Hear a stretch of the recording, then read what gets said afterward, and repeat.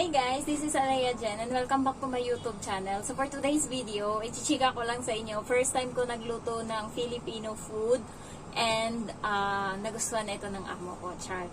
So kahapon guys, nagluto kami ng seaweeds na merong toppings na giniling na shrimp and nilagyan ng itlog tsaka mais. Ayan. So parang style torta din siya. Kaso yung baba niya lang is may seaweeds. And then sabi ko, sa amin ma'am, nilalagyan namin to ng isda na maliliit. Ayan, pwede to sa isda na maliliit. Ayan.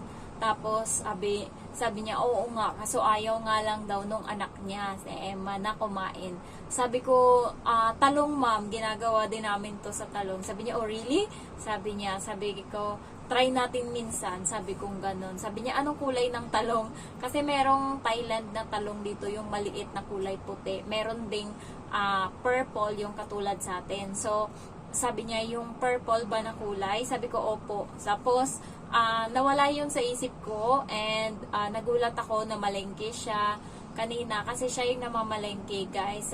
Dito lang talaga ako sa bahay. Para yan siyang kargador pagka Monday and then halos araw-araw yan siya namamalengke. Bumibili siya ng mga prutas, minsan yung pakwan, di ba malalaki yon, and 2 litro ng gata, so ganun, mantika, kargador yan siya.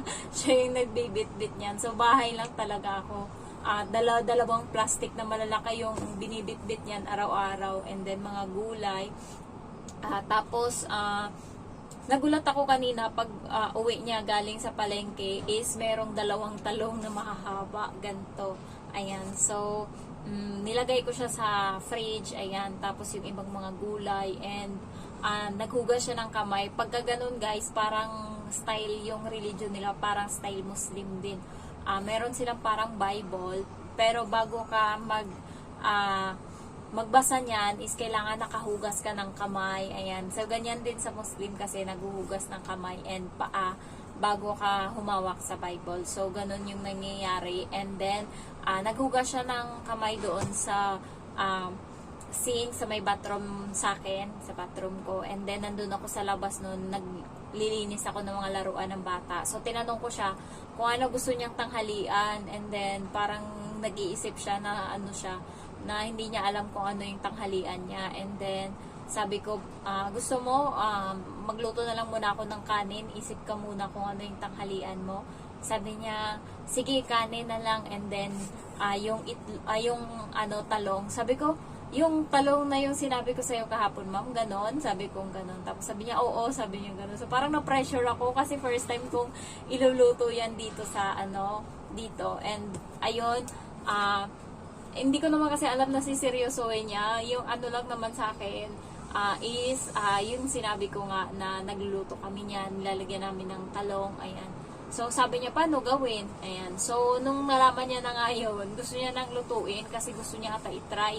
And then, sabi niya, anong oras ka kakain? Tinanong ko siya. Sabi niya, kailangan daw 12:30 kakain na siya. So, tinatanong ko guys kasi minsan mamaya luto ako ng luto dyan tapos siya nagbabasa pala doon. So, lalamig yung kanin and ulam. Ayaw ng mga employer dito na hindi mainit yung pagkain na kinakain nila. Ayan. So, pagkatapos nun is muna ako, tupi ako ng damit ng bata and naglinis muna ako ng CR.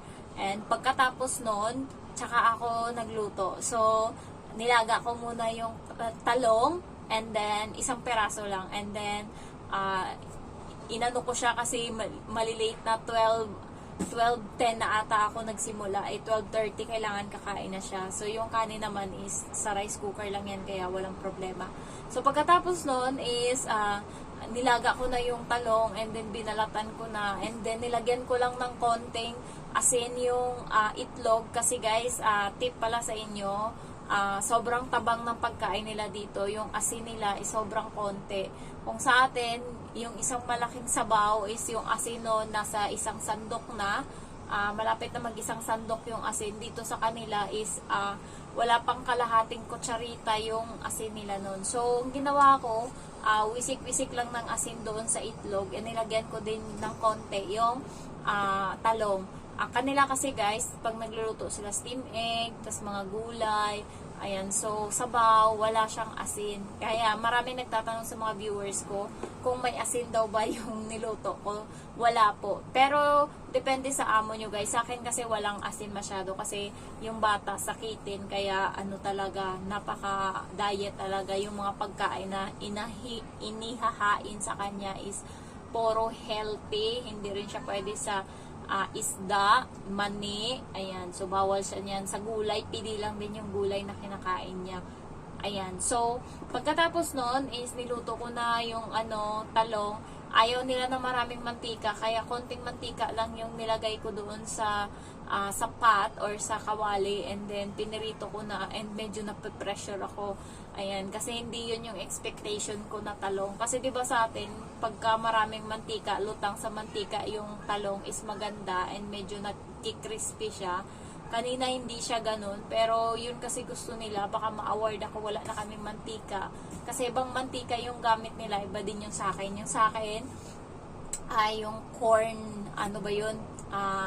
Corn mantika. Ayan, so kanila yan dati, pero dahil allergy yung bata, sa akin napunta, and 3 bote na tigi 1 litro yun. So, mauubos ko na yung 1 litro, nandun pa yung 2.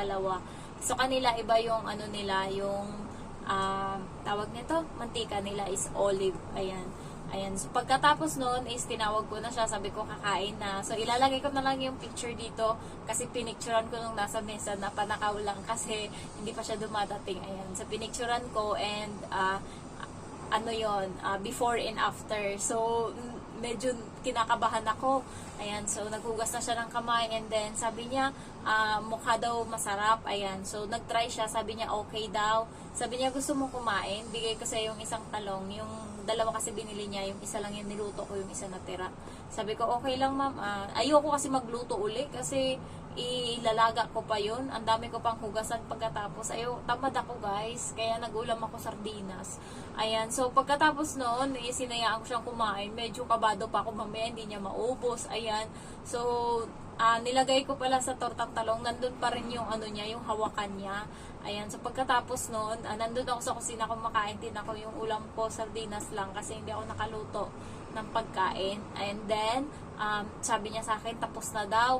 Ang laki nung talong kasi mahaba. Nagulat ako na ubos niyang kainin, pati yung kanin. And ginat-ngat niya pa talaga, pati yung pinakapuno talaga nung talong. So, parang matatawa na ako. Gutom na gutom ka man. Tapos, ayun, sa pinicturean ko din yung, yung after. Ayan, so ilalagay ko na lang dito. So, first time ko nagluto and nagustuhan niya naman. Medyo natutuwa siya sa akin guys kasi yung mga ibang pagkain na niluluto niya ngayon na sinisearch niya sa YouTube is alam ko lutuin. Katulad nung nagprito siya ng baboy. So, pork chop. So, nilagyan niya ng muna, ng harina, pinatuyo, nilagyan ng asin, paminta, harina. And then, pagkatapos nun is nilagay siya sa itlog. So, hindi niya alam na ilalagay pala yun sa itlog na, in-scramble. And, ididip mo siya doon and ilalagay mo siya sa breadcrumbs. Ayan. So, sabi ko sa kanya, hindi niya pa napanood, and then, nagawa ko na, and nagulat siya na alam ko. Sabi ko, mahilig kasi yung Pilipino sa prito, ma'am. Kaya alam na alam talaga namin yung mga ganito. Ayan. So, sabi niya, buti ka pa, ang dami mong alam. Kanya kasi, isang beses niya lang pinanood, isang beses niya niluto, nakakalimutan niya na hindi niya na yun mauulit-uli. So ako, natatandaan ko pa yung mga pinagtuturo niya sa akin ng mga luto, ng mga sinners niya. So pag pinapaluto niya sa akin ulit, is alam ko na. So ayun lang guys, na-share ko lang sa inyo, natuwa lang ako. And oras ko sana ng pahinga ngayon. Kaso kawawa naman yung YouTube ko na na talaga. Wala nang natira. Ayan. So, mag-upload uli ako. Ayan. So, ayan lang guys. And then, if you're new to my channel, don't forget to like, to comment, and then to subscribe. Thank you so much for watching. Bye-bye.